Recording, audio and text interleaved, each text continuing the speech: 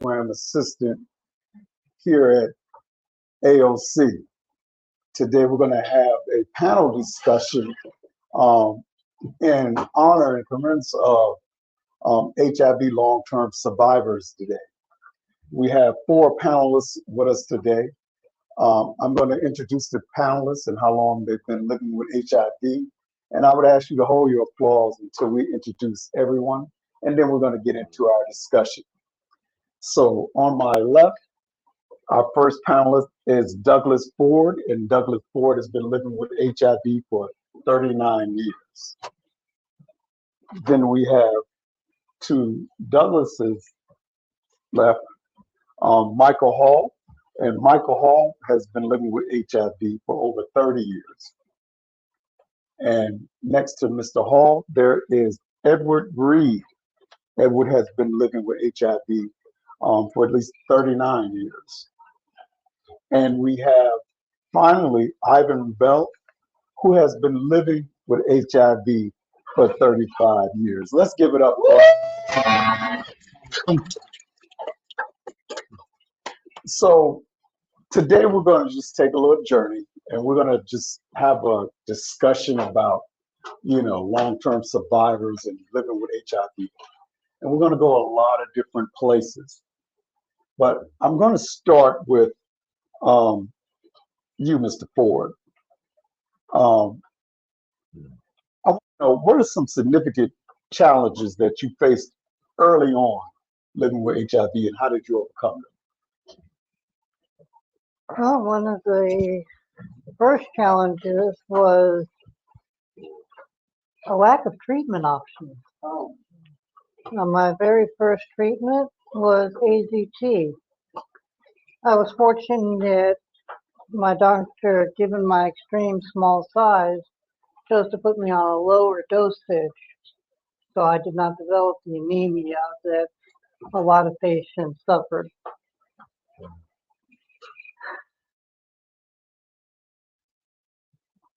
Then, of course, as time went on, I switched to newer and more advanced medications, the multi-drug cocktails.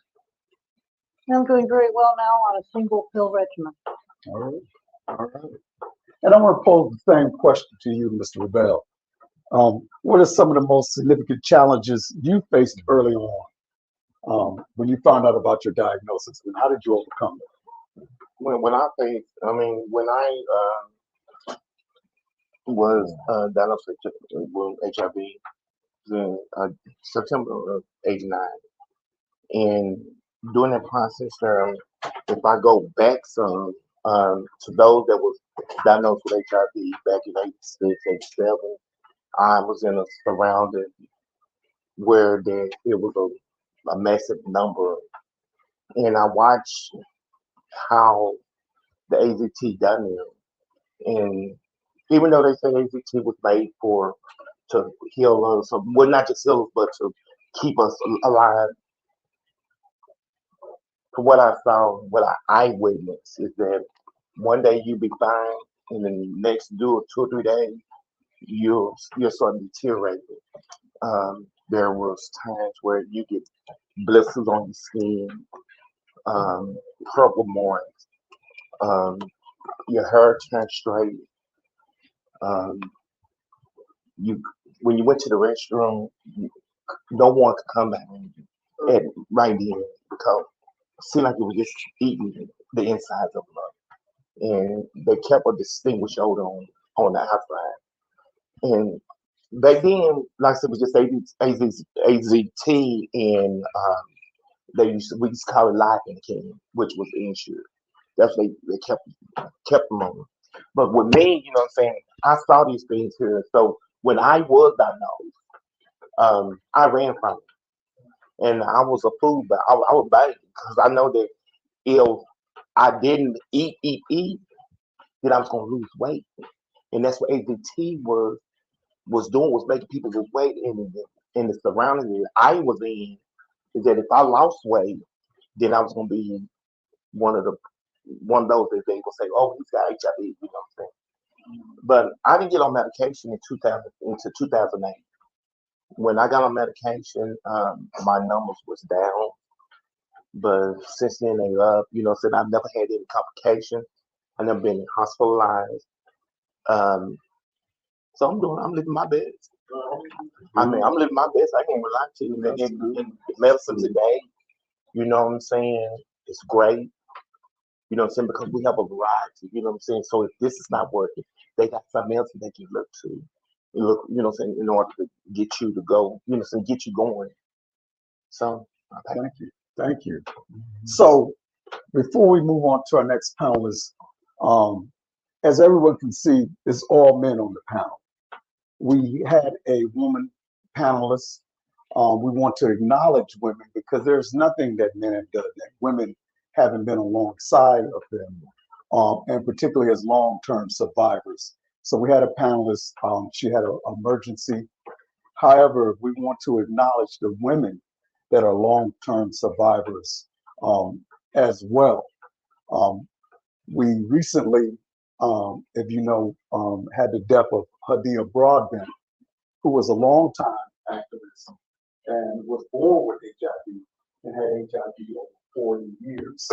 And so when we're talking about long-term survivors for this conversation, we're talking about two sets of people with HIV 10 or more years, or people who were born with or acquired HIV as babies. The younger people who acquired HIV have gone on to form their own group called the Dandelions. So those are people that were born with HIV. So we just want to raise them up too in this form. But back to our panelists. So Mr. Reed, I want to ask you, how has the HIV positive community provided support for you throughout the years? They've been very supportive. Um, just like Ivan said, when we became infected back in the 80s, it was really like a death sentence. And a lot of times, when we found out that we actually had it, I think a lot of us went through depression. I think a lot of us were angry. A lot of us were sad and just really didn't think we were going to make it. And even though other people didn't really rally around us, especially people that were not of the community, but the people that were in the community had more empathy for us. They were more receiving of the health people, even though they didn't fully understand a lot of things that was going on back then, yet they still embraced you and they made you feel like you were somebody because they gave you the care and the attention that you actually needed. Thank you. And Mr. Hall, the same question to you. You know, how has the HIV positive community provided support to you? Well, the community has provided support for me since I was, I'm going to say since the beginning of the 1980s when I discovered that I had become infected with the disease. I didn't take the test until 1994. And I knew that everybody was on AZT and doing that stuff, but I didn't do it on any medication because I didn't know how the disease was being transferred, and it scared me quite a bit because I didn't know, like I said, how it was being transferred and how it would affect my family and friends. So I stayed away from them for quite a long time. I find comfort with the community because they were more accepting and embraced me in the gay community, um, supporting us throughout the term that I had with the disease, and they still are supporting me.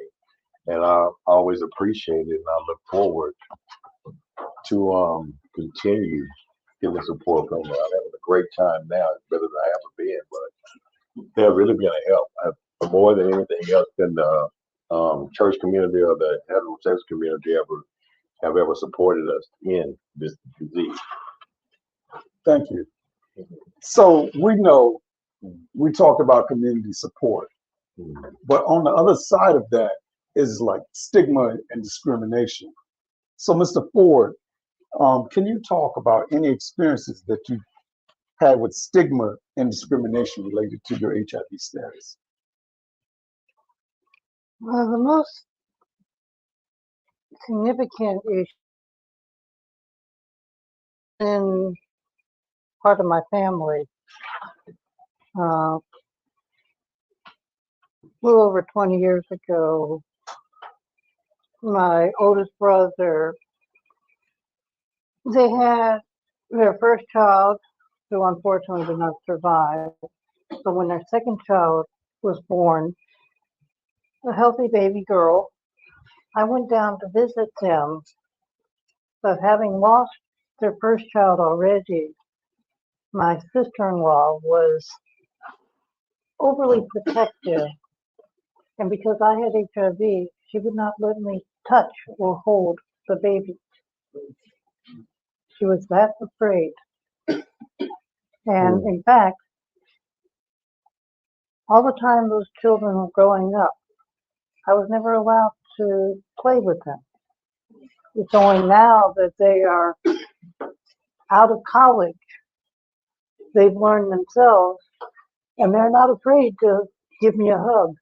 All right. That's good. That's good. That's good. So, Mr. Reed, I want to pose the same question to you. What experiences have you had around stigma and discrimination because of your HIV status? I try to condense this as much as I can. Even though my mother was a nurse, she did not understand it. She had not educated or read about it. And I think all of us back in the 80s can relate to the bleach thing. You know, everything was bleached, but she was afraid. She wanted to know, could she catch it by going to the restroom after me? But we had two restrooms in the house. That wasn't it. She wouldn't even wash my clothes with her clothes. You know, and then of course I had my own utensils, plate, glass, all that kind of stuff, you know. And then when she educated herself, she became more comfortable around me and stuff. Now the biggest rejection it seemed like I received was from the church community because I grew up in the church as a preacher ever since the teens. I became preaching, and it was it, it was obvious. You know, like we would have what we call family night, and we would cook food and bring to the church, and the food that I would bring and cook, people really would eat it. You know, they kind of put it aside. So then I started bringing food that was already prepared, like cakes and cookies that was already covered up. They went over a little better. But it stands out in my mind so strong that there was this lady I went to hug one Sunday. She's like, oh Lord, you know, and that was really hurtful. That was hurtful. In the church. In the church. Yes, sir. Yeah. Mr. Rubella, I want to pose a different question to you. What strategies have you found effective in combating stigma, both personally and within your community? What strategy? Yeah. My strategy. That's just what it is. I got what I can only live with what I'm living with. So if it affect you, then I don't know what to tell you. I'm serious. I did not know what to tell you. Cause you know, what I'm saying, what affect you shouldn't affect me. What affect me shouldn't affect you. And that's just where I am. But I'm gonna say this here to be safe is that one of the biggest stigmas that we face as being HIV positive, it's not the outside. And I'm gonna make that perfectly clear. It's not the outside. It's us within. And when I say us within, I mean HIV on HIV. And first time they get mad, oh, you HIV did, you spit, you did. Or they get on the phone. Oh, you know, so, blah, blah, blah, blah. You know what I'm saying? That's where the hurtful part comes in. How can I sit up and talk about you being HIV? And I'm HIV as well. See what I'm saying? So I want to, like, you know, so I want to attack you. So, you know what I'm saying? So that's where a lot of it started right there in that little hole right there. It's not the outside. Because outside is lack of communication, a lack of understanding, lack of knowledge. It's a lack of knowledge, you know what I'm saying? You know what I'm saying? But if you take the time to read like you take the time to call and gospel, then you'll know what's going on. And you'll know that you can't catch HIV for touching him or hugging him or whatever. If he don't have any open wounds or anything, you can't catch that. You know, he's human, we are human, just like everybody else is human. And we deserve the right to be treated just as equal. Thank you for that insight. So, Michael, I want to come to you. What stigma have you faced as a result of your HIV diagnosis or your status? Well, I've never been really open with anybody about my status until recently in the past couple of years. That I guess it's been a year since I've been in the program with senior survivors. Um, I've always got very upset when other people, like, I won't say this because when I was out there in them streets, I was doing a little bit of everything, and I was in these crowds, in these rooms, in these houses, smoking and doing things like that because I had a big drug habit. But they would always try to put down anybody that was gay or was HIV positive, and it stuck to me, and it really upset me, and I didn't speak out on it because, like you said, we are all human beings. We're all human beings, and we deserve love, and we deserve care. And it makes me very upset about that. But any stigma that I had a stigma when a problem when I told my mother the first time. I was in there joking when I took my test when my dad had got very ill, my stepdad, and found out that I was positive. I remember on the phone that night and crying to my mom, and we talked all night long because it was a death sentence at the time I got diagnosed, and the medication was not good. So I was diagnosed with full-blown AIDS when I first got my test. Now I'm HIV positive because my T cells have risen quite dramatically since then. I was like 183 or 173 when I first got diagnosed, and I'm up to about 500 now. So God is good, and that's what kept me going too. Now my mother, like Edward said, was behind me with the police bottle. I was spraying things behind me. She accepted me for what it was, and she wasn't afraid of the disease when I told her what had happened. She more than likely embraced me and told me to come home. So that's what I did. I had to stay in the hospital. I went to have a diagnosis for a test. When they didn't have a test for it, they was trying to figure it out, so they got my lymph nodes to give them some information. So I had them taken out. And I remember walking out the hospital with nobody there to pick me up. And I saw the doctors. And the doctors was like scattered when they saw me and didn't want to come around me. But I haven't been expecting that. I always denied it because I didn't want anybody to know because I know how they treated everybody else. And I didn't want to be a part of that. And so I've always denied it. And when everybody asked me that, I was going to tell them. But now it's a different story today. Senior survivors have made me become more confident in what I am and who I am and what I stand for. Okay? They raised me up. So we uplifted each other in here, we support each other, and we're very good about that in this group.